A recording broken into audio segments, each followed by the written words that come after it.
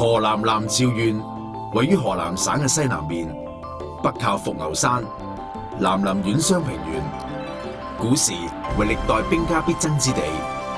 早喺50-60萬年前，中原人類嘅共同祖先南趙猿人就群居喺杏花山下，同北京猿人嘅時代大體相當。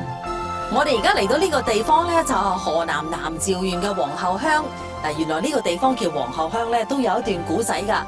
咁話說咧，就係光武帝劉秀咁嚟到呢個地方嘅時候咧，得咗病，咁多得一位村女咧，就用辛夷花煲水俾佢飲咧，就醫翻好佢。咁佢咧就想將呢個村女咧就封為皇后。點知到佢翻嚟接佢嘅時候咧，呢個村女咧就已經去世啦。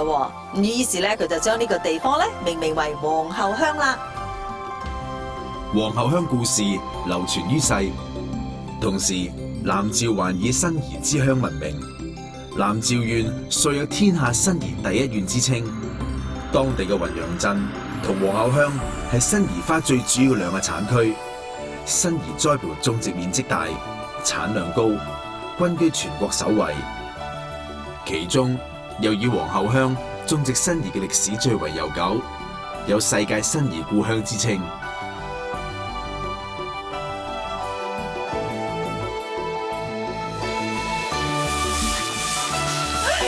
其實咧，搵每一種藥材咧都好辛苦噶。嗱，今次辛夷花咧都唔例外。哇，我哋已經行咗2個山頭啦。哎呀，辛夷花其實就係辛夷嘅花蕾。辛夷植株可以高達6米，喜歡溫暖氣候同埋陽光充足嘅環境。哇！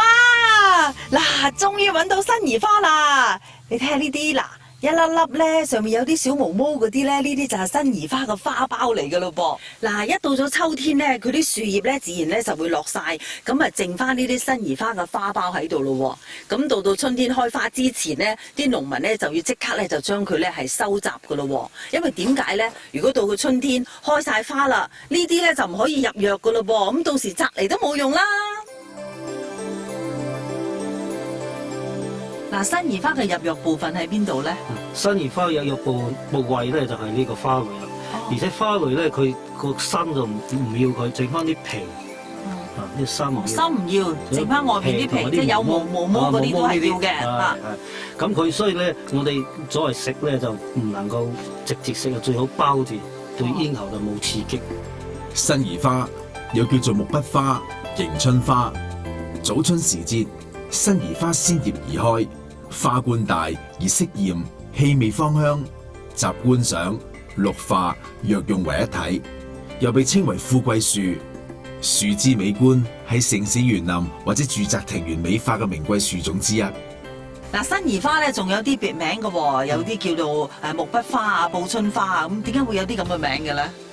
佢辛夷花花蕾咧，佢就上邊好多毛毛嘅，個樣咧好似支毛筆咁樣可以寫字，所以叫做木筆花啦。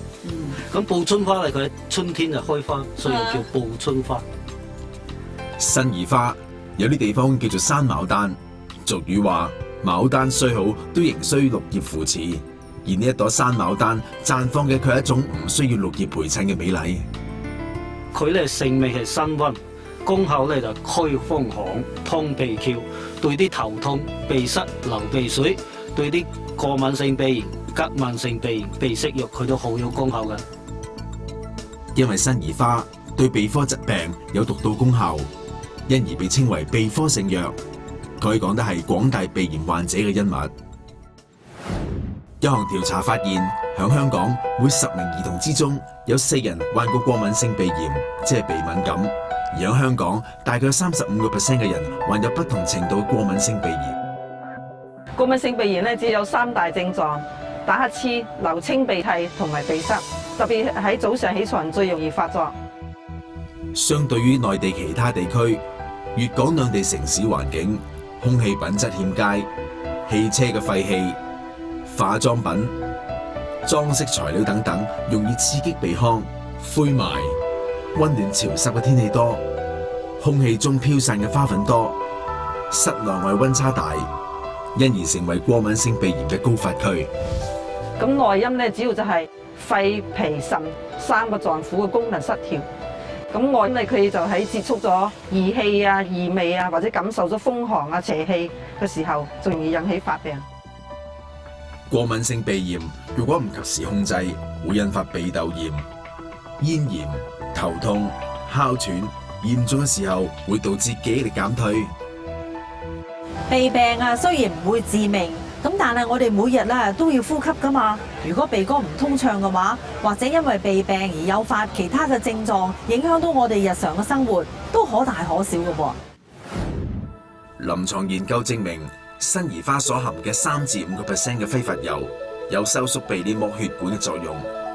辛夷花製劑用於鼻腔黏膜，可以產生一層凝固物，使分泌同埋滲出減少。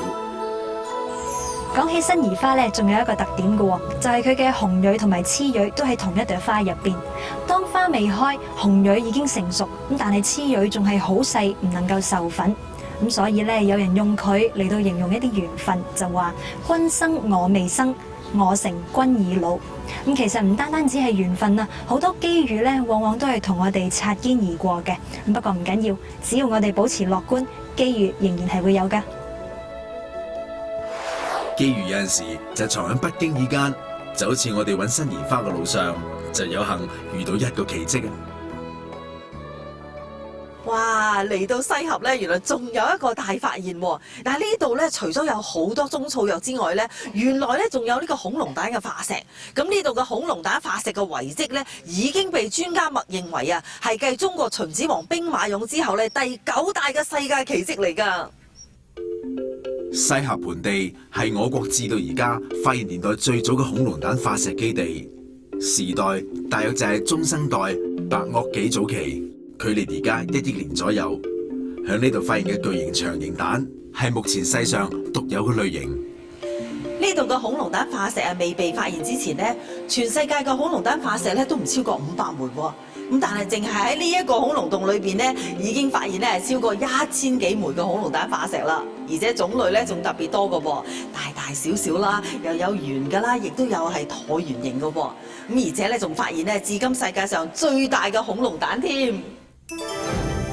對於恐龍蛋，大家或者會感到陌生，但係對於蒼耳子，你一定唔會覺得陌生。平時行山路、過草叢嘅時候，佢哋都好似頑皮嘅小孩子一樣，黐住我哋啲衫褲。蒼耳子咧又叫黐頭芒喎，咁啊生長喺啲山野嘅地方啦。咁有時啲羊咧經過嘅時候咧，佢就黐喺嗰啲羊嘅身上面啦。咁所以咧佢有好多嘅別名嘅，又叫做羊大龜啦，又叫做羊褲來喎。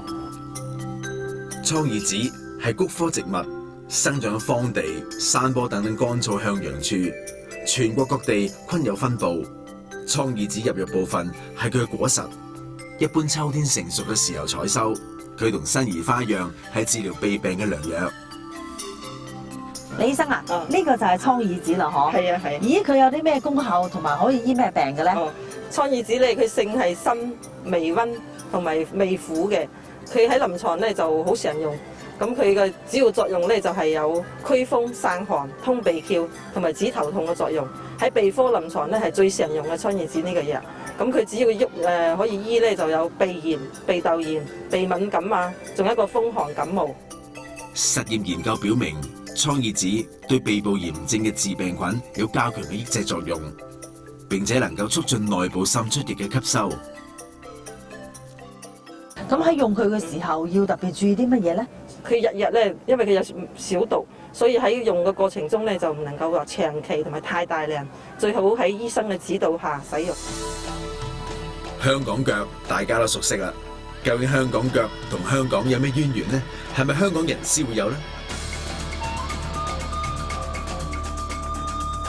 性病響中國已經有1800多年歷史，究竟古人係點樣治療性病呢？